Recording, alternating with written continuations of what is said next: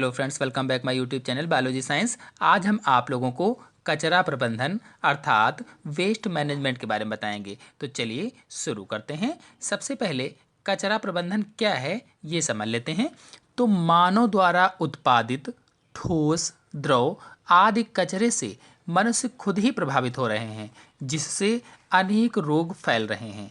जो हम लोगों ने अनेक ठोस, द्रव और गैस से जुड़ी चीज़ें बनाई हुई हैं, जैसे कौन कौन सी चीज़ें, प्लास्टिक है, डीडीटी है, ऐसे ही और बहुत सारी चीज़ें जो मनुष्य बनाता है, फैक्ट्रीज में बनती हैं, आदि के कारण वातावरण प्रभावित हो रहा है, वातावरण प्रदूषित हो रहा है। और जब वातावरण प्रदूषित होगा तो हम लोगों में रोग फैलेंगे, यानी हम लोग रोगी हो जाएंगे। आप लोग किसी भी नगर में गए हो या किसी भी कस्बे में गए हो, वहाँ पर देखा होगा चारों ओर कचरे के ढेर लगे हुए हैं, तो कचरा लगा हुआ है।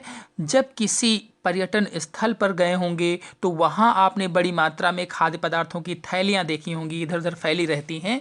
ऐसे ही खाद्य पदार्थों की थैलियाँ कौन कौन सी होंगी, जैसे क्रैक्स वगैरह लोग खाते हैं, कुरकुरे खाते हैं, चिप्स खाते हैं, अथवा जो प्लास्टिक के थैले ले जाते हैं उसमें सामान आदि ले जाते हैं वो भी फेंक देते हैं वहीं पर। तो आदि से बहुत सारा कचरा फैल जाता है। तो नगरों तथा महानगरों में कचरे के पहाड़ बन गए हैं। आप किसी नगर में जाइए, किसी महानगर में जाइए, तो जगह जगह पर कचरे के पहाड़ बन गए हैं, कचरा सब ढेर से लगा हुआ है। रेलगाड़ियों में प्रतिदिन लाखों व्यक्ति यात्रा करते हैं। रेलगाड़ी जो है, अगर एक साधन की बात की जाए तो इसमें लाखों व्यक्ति प्रतिदिन यात्रा करते हैं। उसमें चाय के लिए प्लास्टिक से बने डिस्पोजल कपों का प्रयोग किया जाता है। जो चाय देते हैं वह डिस्पोजल कपों का प्रयोग करते हैं, वो प्लास्टिक के बने होते हैं। प्रतिदिन लाखों की संख्या में उपयोग किए जाते हैं, जिससे कचरा बढ़ता जा रहा है। ऐसे तो एक तरीका मैंने बताया, इसी तरह से और भी बहुत सारे तरीके हैं जिनसे कचरा फैलता है। और कचरा बढ़ने से अनेक समस्याएं उत्पन्न हो रही हैं। और जब कचरा बढ़ रहा है तो वातावरण प्रदूषित हो रहा है, पर्यावरण प्रदूषित हो रहा है, जिससे बहुत सारी समस्याएं बढ़ रही हैं। कौन कौन सी समस्याएं बढ़ रही हैं, चलिए जान लेते हैं। तो सबसे पहली समस्या, नाले नालियों में अवरोध हो जाता है। जो नाले हैं, नालियां हैं, उनमें अवरोध उत्पन्न हो जाता है। मतलब कचरा नालियों में जल को बहने से रोकता है। जो जल बह रहा है नाली में उसको रोकता है, ठीक से जल प्रवाह नहीं होने देता है। फिर दूसरा है, जल, वायु और मृदा प्रदूषण होता है। क्या हो जाएगा, जल प्रदूषण भी होगा, वायु प्रदूषण भी होगा, मृदा प्रदूषण भी होगा। कैसे, चलिए देख लेते हैं। तो कचरा से जल प्रदूषण होता है, जिससे जल पीने योग्य नहीं रह जाता है। वायु प्रदूषण होने से वायुमंडल में विषैला जहर फैल जाता है, या कह लीजिए वायुमंडल विषैला हो जाता है, जहरीला हो जाता है। इसी प्रकार से मृदा प्रदूषण में जब कचरा होता है तो भूमि प्रदूषित हो जाती है, मिट्टी प्रदूषित हो जाती है, जिससे भूमि की सुंदरता और गुण जो होते हैं वो नष्ट हो जाते हैं। फिर आते हैं अगले पर, जो प्लास्टिक है, प्लास्टिक जैसे पदार्थों को जब शाकाहारी जंतु निगल लेते हैं, जैसे प्लास्टिक पड़ी हुई, उसमें आपने कोई सामान, सब्जी वगैरह लेकर के फेंक दिया, तो कोई जानवर आया उसको खा लिया उसने, तो शाकाहारी जंतु जब उसको निगल लेते हैं तो उनकी मृत्यु भी हो जाती है या हो सकती है।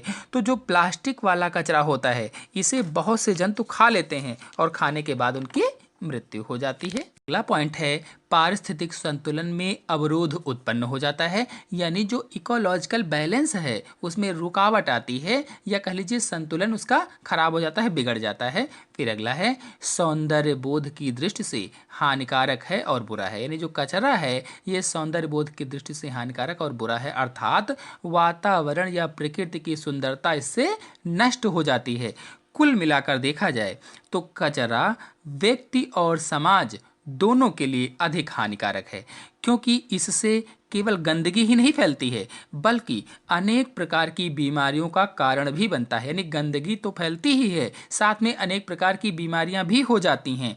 तो इस कचरे का निपटान कैसे किया जाए, इसको कैसे खत्म किया जाए, इसको कैसे हटाया जाए, अर्थात इसे हटाकर खत्म करना या नष्ट करना ही कचरा प्रबंधन कहलाता है। तो अब आप लोग समझ गए होंगे कि कचरा प्रबंधन क्या होता है। तो कचरे को निपटाने के लिए, इसका प्रबंधन करने के लिए दो तरीके अपनाए जा सकते हैं। पहला है पुनः चक्रण और दूसरा है मिट्टी में दबाना। तो पहले पुनः चक्रण को समझ लेते हैं। तो कचरे में कागज, प्लास्टिक, धातुएं आदि बहुत सारी चीज़ें होती हैं, तो इनको चुनकर हम अलग करके उन सब का पुनः चक्रण कर सकते हैं। यानी कागज़ है, जैसे बहुत सारा कचरा पड़ा हुआ है तो उसमें कागज़ भी होगा, प्लास्टिक भी होगी, बहुत सारी धातुएं भी होंगी, तो इन सबको अलग अलग चुन लिया जाए। जैसे कागज़ है उसको अलग चुन लिया जाए, प्लास्टिक को अलग चुन लिया जाए, धातुओं को अलग चुन लिया जाए, तो चुनकर अलग अलग करके इनका पुनः चक्रण किया जा सकता है। पुनः चक्रण का मतलब इसको इन्हीं से दूसरी वस्तुएं फिर से बनाई जा सकती हैं। पुराने कागज़ और कपड़े के पुनः चक्रण से पेड़ों को काटने से बचाया जा सकता है। अब जब क्या करेंगे, कागज़ जैसे आपने बहुत सारे कचरे से बीन लिए, अब उसका पुनः चक्रण होगा, उससे फिर कागज़ बनाया जाए, तो क्या होगा कि पेड़ों से कागज़ बनता है, तो पेड़ों को काटने से बचाया जा सकता है। प्लास्टिक का बार बार उपयोग किया जा सकता है। जो उसमें कचरे में प्लास्टिक पड़ी हुई है उसको आप बीन बीन करके चुन चुन करके अलग रख लीजिए और उसको फिर से पुनः चक्रण करके भिजवाइए, यानी उसी से फिर से दोबारा सामान बने, तो प्लास्टिक का भी उपयोग हो सकता है। तो इस तरह से कचरा प्रबंधन भी हो जाएगा और उसका जो दुरुपयोग होता है, जो पेड़ों को काटना या जो अलग से चीज़ें हो रही हैं उनको नुकसान पहुंच रहा है, वो नहीं होगा। फिर अगला है मिट्टी में दबाना। दूसरी विधि है, दूसरा तरीका है मिट्टी में दबाना। तो जैव निम्नीकरण पदार्थों को मिट्टी में दबाकर कचरे का निपटान किया जा सकता है। यानी जो जैविक पदार्थ हैं कचरे में, जो पेड़ पौधों के अवशेष हैं, अन्य चीजें हैं, उनको मिट्टी में दबा दिया जाए तो कचरे का प्रबंधन हो सकता है, निपटान हो सकता है, जिससे उससे खाद भी प्राप्त हो जाएगी और खाद प्राप्त होगी तो उसको आप खेतों में डालिए, आपके खेत जो हैं उर्वरक युक्त हो जाएंगे, उसमें उर्वरक भी बढ़ जाएंगे और आपकी फसल अच्छी होगी। तो दो तरीके मैंने बताए, पुनः चक्रण और मिट्टी में दबाना, दो तरीके से कचरे का प्रबंधन किया जा सकता है। सामान्यतः कचरे का वैज्ञानिक विधि से ही निपटारा किया जाना चाहिए। यानी सामान्य रूप से अगर देखा जाए तो कचरे का जो प्रबंधन है, जो निपटारा है, इसको वैज्ञानिक विधि से ही किया जाए तो ज़्यादा अच्छा है। कचरे की निपटान की कई विधियाँ हैं। ये विधियाँ कचरों की प्रकृति पर निर्भर करती हैं। यानी अलग अलग प्रकार के जो कचरे होते हैं, चाहे वो प्लास्टिक है, जो कागज़ है, धातुएं हैं, तो उनकी प्रकृति पर निर्भर करती है कि क्या क्या है वो। तो सामान्यतः कचरा दो प्रकार का होता है। जो कचरा है देखा जाए दो प्रकार का, पहला ठोस कचरा जो ठोस वाला होता है, और दूसरा द्रव कचरा। ठोस और द्रव दो प्रकार के कचरे होते हैं। अधिकांश ठोस कचरे का निपटारा विभिन्न शहरी क्षेत्रों में खाली पड़ी भूमि या क्षेत्रों पर कर दिया जाता है। यानी जो ठोस कचरा है, जैसे शहर है कोई, तो वहाँ पर ले गए और खाली पड़ी हुई भूमि है तो उस पर वो लोग डाल देते हैं, तो इस तरह से निपटारा करते हैं। यानी उस क्षेत्र को भर देते हैं, कोई बहुत गहराई में है ज़मीन और उसको पटाई करनी है, पाटना है, तो उसमें भर देते हैं। इस तरह से निपटारा उसका हो जाता है। बता दें कि पहले चाय के लिए प्लास्टिक के प्रयोज्य कपों का प्रयोग किया जाता था। प्रयोज्य यानी डिस्पोजल कपों का प्रयोग किया जाता था।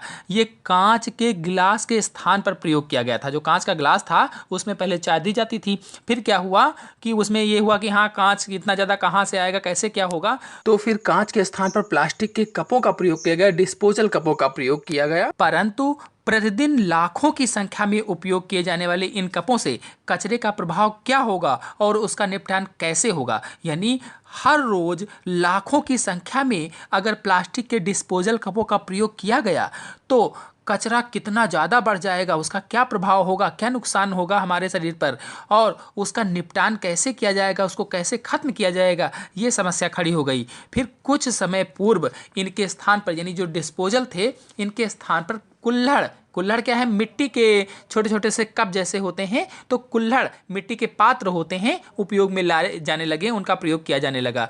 किंतु यह विचार नहीं किया गया था कि इतनी बड़ी संख्या में कुल्हड़ बनाने के लिए कितनी अधिक मात्रा में उर्वरक मिट्टी को नष्ट कर दिया जाएगा। यानी अब ये सोचा गया कि चलिए जो डिस्पोजल कप थे प्लास्टिक के, उनके स्थान पर कुल्हड़ का प्रयोग किया जाए। तो कुल्हड़ का प्रयोग तो किया जाने लगा, लेकिन यह विचार नहीं किया गया कि इतनी बड़ी संख्या में अगर कुल्हड़ बनेंगे तो मिट्टी कहाँ से लाई जाएगी, और उर्वरक मिट्टी जो है, जो मिट्टी उपजाऊ है, वो समाप्त हो जाएगी, नष्ट हो जाएगी।